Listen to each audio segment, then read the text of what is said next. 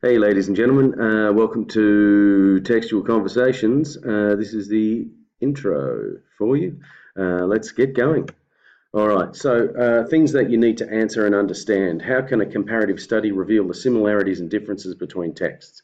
Basically, what you're doing is you're having a look at two texts and you're having a look at how they are quite similar and how they're different. So much like in this Freddie Mercury movie thing, you go, oh, they did exactly, shot for shot for Live Aid, but it was still different because it wasn't him.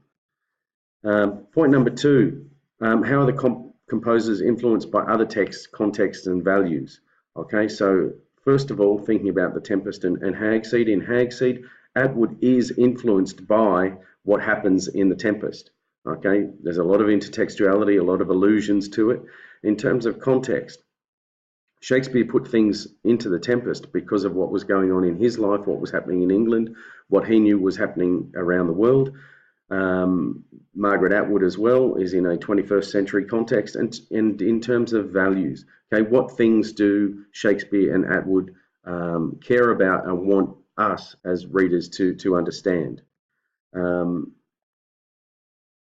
How does it show, how does this context help to highlight what we know about the text, and how do language, mainly motif, allusion, intertextual connections. Okay, so a motif is something that keeps recurring through the text. All right, an allusion is when Atwood, alludes to something that's happened in the Tempest, or in the Tempest where they allude to something biblical. How does this connect text or give you a new understanding of what was happening? So that's the main sort of ideas of the rubric. There's 1,000 other things to do in that, but we're going to concentrate on that.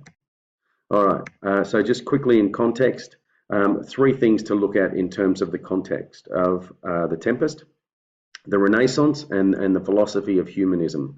The idea that science and learning is important, and that humans should start thinking about their own humanity and what they can do in the world, rather than everything being defined by this supernatural being who has already decided your fate.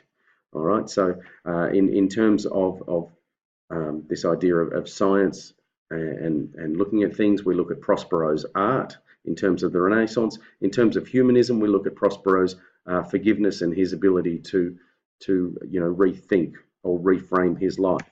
In terms of the Age of Discovery, we have Caliban, who represents indigenous and native populations. Prospero represents the Europeans coming and taking over. The idea that Prospero is able to gain control because of his magic, his superior firepower, if you want that metaphor, and the idea that you can come and just take over a new country because of that. So that's definitely represented in the Tempest. And we look at social and gender hierarchies in Elizabethan England. Okay, in terms of social hierarchies, that idea of usurpation and the fact that Antonio and Alonso want to higher ranking, as it were. The idea that in Elizabethan England, Queen Elizabeth I did not have an heir to the throne, so there was quite the squabble over who would succeed her and the succession plan. Things like that. In terms of gender hierarchies, we can look at Miranda and how controlled she is, and we can certainly look at the different portrayals of Miranda as the only female in the Tempest, and then we can certainly have a look at the differences in Hag-Seed. In terms of the Tempest, it's generally seen as Shakespeare's last play. Prospero is seen as a representation of Shakespeare. He directs everything that is happening on the island. He is in complete control, and certainly in the epilogue where he says, well, it's by the end of the play, it is alluding to the fact that Prospero is old and he's nearing his time of sleep, and we have a look at this idea of Shakespeare representing himself in the play.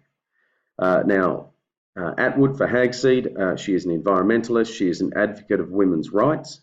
We can certainly see that in her representation of women in Hag-Seed, and certainly Anne Marie is the classic strong woman who has her own opinions, doesn't put up with anyone's crap, and she's a great character. There's certainly a conscience in Hag-Seed. She's certainly a big fan of the transformational literacy programs. She knows that you know, education can change the way people feel about the world, and certainly in prison. She's certainly an advocate for the arts in Canada. All right, so these are your main themes, and basically what you're having a look at is how these themes are similar or different, how they're valued within the text, and how the context changes how the composer has valued them.